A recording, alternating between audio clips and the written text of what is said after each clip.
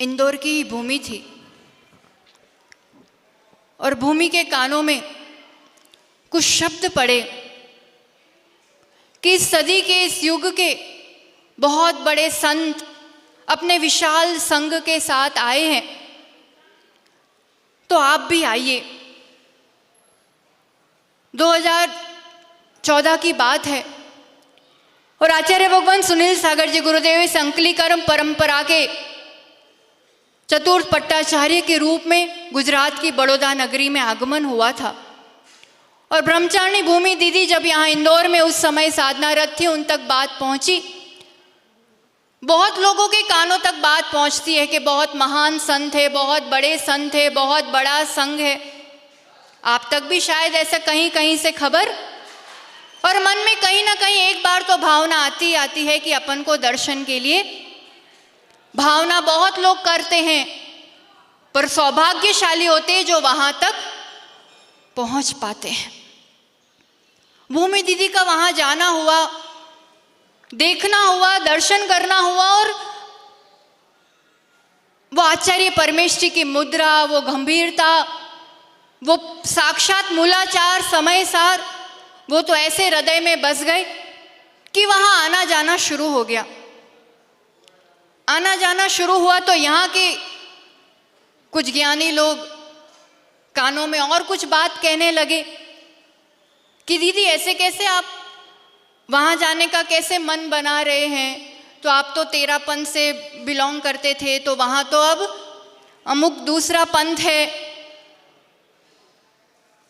तब तक कोई इस तरह के शब्द सुने हुए नहीं थे और कुछ समझते भी नहीं थे। हमें तो गुरु समझ में आते थे, मोक्ष मार्ग समझ में आता था। और जब पक्का मन बना दिया दोनों के ने कि अब वहाँ पे जाना है, तो बालकवत जब एक बार वहाँ पे जाना हुआ, तब ब्रह्मचारिणी भूमि दीदी ने बहुत बालकवत आचार्य भगवान के चरणों में अपनी भावना रखते हुए कहा, पावागढ़ की बात है ना, कि आचार्य भगवान हमारा मन तो आपके चरणों में आगे बढ़ने का है, पर हम अमुक पंथ से है और यहाँ पर वैसा है, तो फिर कैसे काम बनेगा, कैसे आगे बढ़ पाएंगे, हम समझ नहीं पा रहे हम क्या करें। आचार्य भगवान की वो मंद मुस्कान, और क्या कहा पता है आचार्य भगवान सुनील सागर जी गुरुदेव ने उस बालिका ने जो ब्रह्मचर्य व्रत के साथ अब अपने कदम बढ़ाना चाह रही है, उस ब्रह्मचारिणी से आचार्य भगवान कहते हैं, हे भव्यात्मन, महावीर भगवान को जानते हो? क्या कहा? महावीर भगवान को जानते हो? कहते हाँ, क्लर्क कॉलोनी में रोज दर्शन किए। महावीर भगवान को मानते हो? तो कहे हाँ मानते हैं। तो महावीर भगवान के पथ पर चलना है, हमें किसी पंथ पर नहीं चलना है। आप निर्विकल्प होकर के आगे बढ़िए। ये है हमारे गुरुदेव जो महावीर भगवान के पथ पर खुद महावीर की वाणी को जाना है, जिया है और वही परोस रहे हैं। और ऐसे वर्तमान के वर्धमान हमें हमारे जीवन में गुरु के रूप में मिले, ये हम अपने जीवन का सबसे बड़ा सौभाग्य मानते हैं। इस क्लर्क कॉलोनी का भी बहुत इस मोक्ष मार्ग में कई पड़ावों में उपकार रहा है।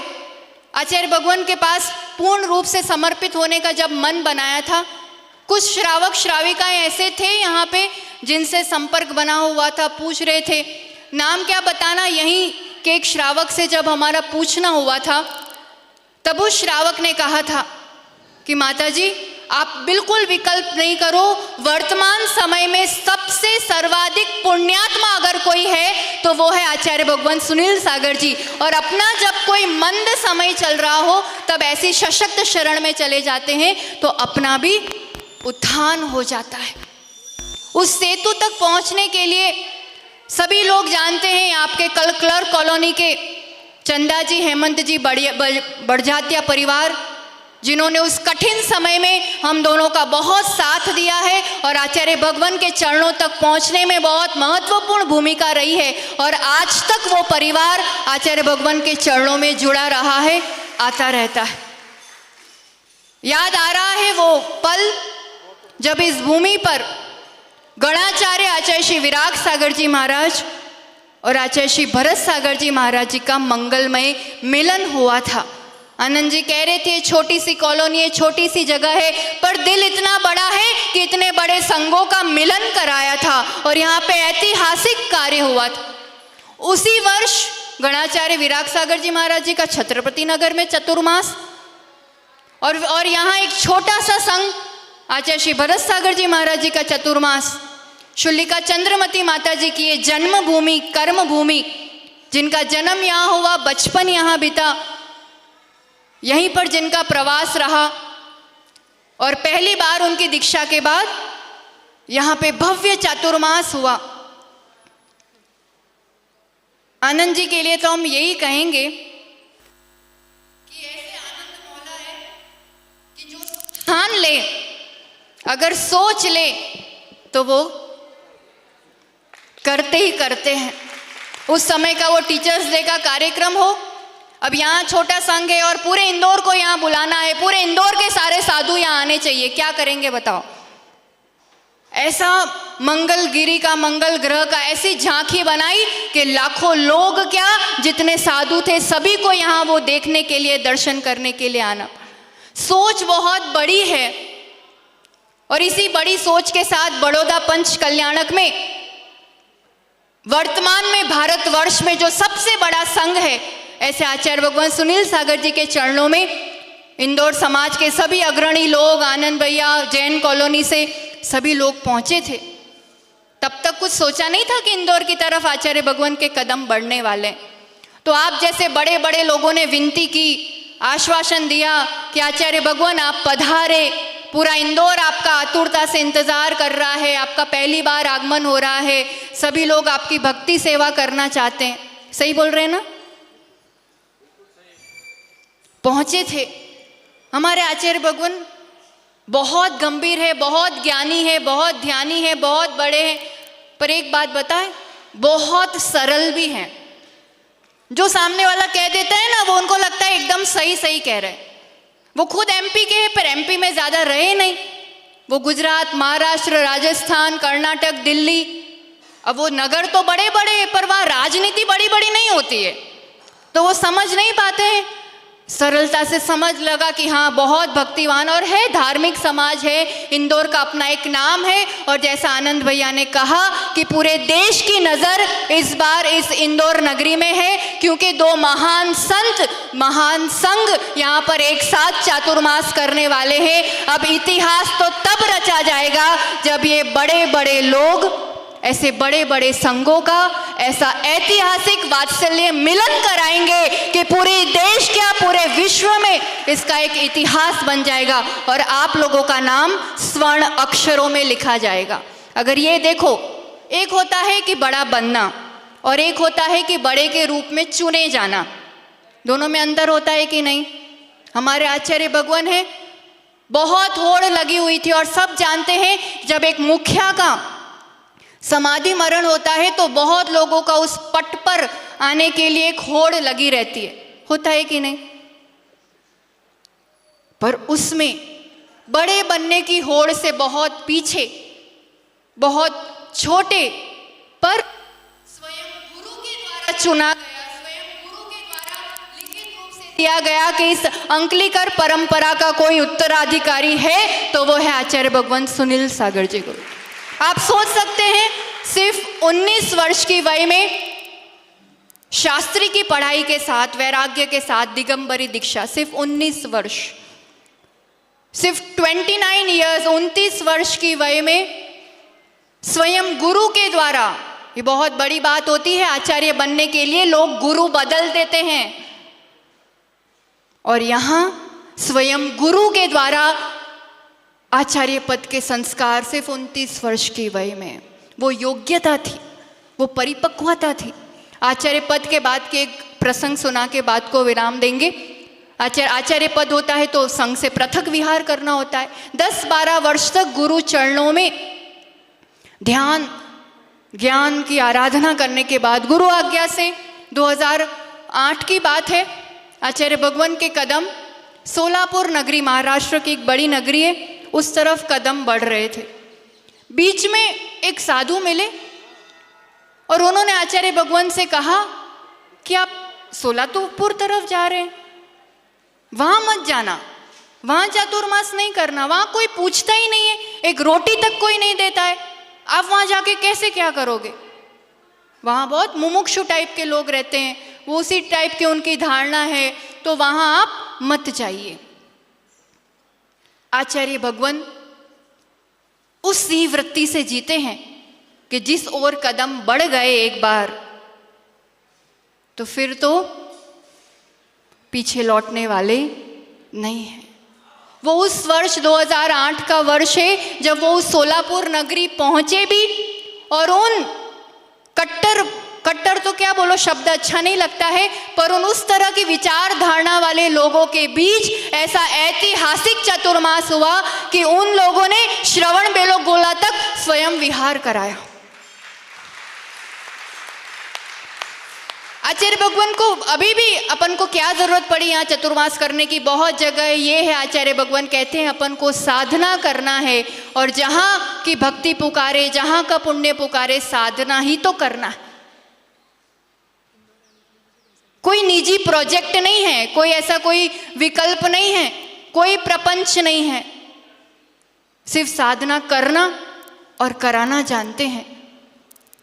और ऐसे में जैसे वो बड़े के रूप में चुने गए हैं, और बड़े के रूप में चुने जाने के बाद, क्योंकि कभी कभी ऐसा होता है कि पद पर आने के बाद भी संघ बिखर जाता है, पर ये 34 वर्ष की वय में इस पट परंपरा के सिंहासन पर आने के बाद संघ निरंतर वर्धमान ही होता गया है। जिन शासन की प्रभावना निरंतर वर्धमान हुई। ऐसे ही बहुत खुशी हुई थी उस दिन बड़ौदा में जब आनंद भैया आए थे, कितना प्रमोशन, और वो भी चुने गए हैं इस बड़े पद पर।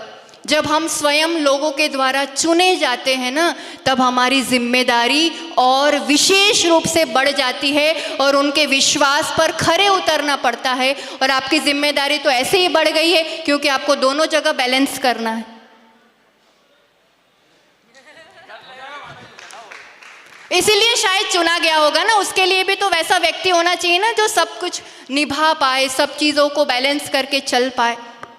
तो बस कहने को बहुत कुछ है, पर अभी तो ये एक 2-2 दिन का ट्रेलर हो रहा है, और सभी लोगों को उस चातुर्मास थली में स्वयं वहाँ तक पहुँचकर आना है, लाभ लेना है।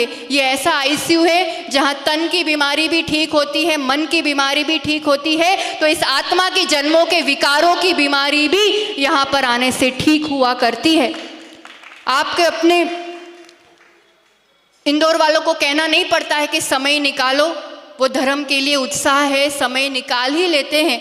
बस उस समय के नियोजन के साथ हमें विशेष रूप से चातुर्मास में अच्छे से लाभ लेना है, अच्छे से।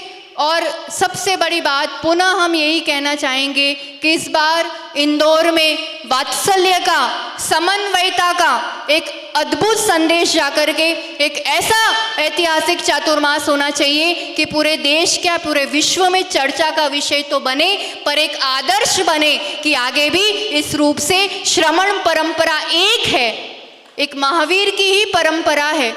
और उस श्रमण परंपरा के लिए जब श्रमण एक हो जाएंगे तो श्रावकों को एक होने में देर, और जिस दिन जिन शासन के श्रावक एक हो जाएंगे,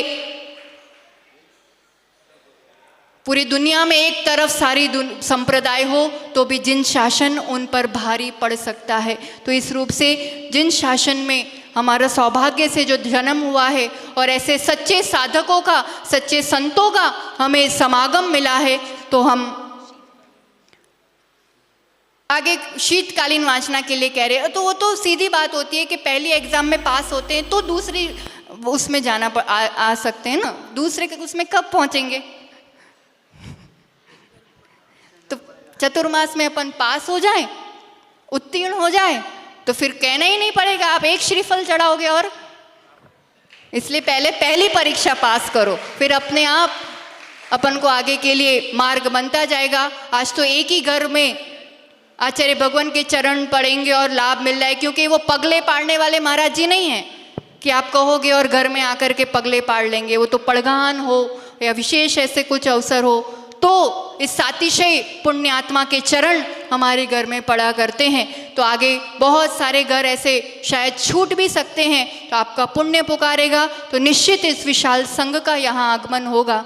हम यही कहेंगे आप सभी के लिए, सभी धर्मात्मा पुण्यात्मा है, आप सभी की निरंतर धर्म वृद्धि हो। वास्तविक अर्थों में जो महावीर का पथ है उस पथ पर, उस पद चिन्हों पर आचार्य भगवान की वाणी के माध्यम से हम सब चल सके। आपकी उपस्थिति मात्र शेर और गाय को एक घाट पर पानी पिला देती है। कितने समाजों में मनमुटाव दूर हुआ है, पंथवाद दूर हुआ है। यहाँ भी इस बड़ी सी विशाल समाज में आपके द्वारा एकता, समन्वयता और महावीर के इस पथ का निरंतर प्रवाह आपकी वाणी के माध्यम से हो। इसी मंगल भावना के साथ आचार्य भगवान में के चरणों में कोटिशः नमन करते हुए कि आपकी साधना, आराधना, प्रभावना दिन दुनी रात चौगुनी नित्य वर्धमान हो, यही महावीर भगवान के गर्भ कल्याणक पर इस प्रभु के चरणों में कोटिशः नमन करते हुए। यहाँ बहुत सारा बदल दिया आपने, बहुत सारा ये बन गया, मंदिर की वेदी बन गई, ऊपर छत थी, वो पूरी अच्छी बात है, प्रगति होती रहनी चाहिए, गति के साथ प्रगति हो, यही मंगल भावना के साथ आचार्य भगवान के चरणों में कोटिशः नमन। जय बोलो आचार्य भगवान सुनील सागर जी गुरुदेव की।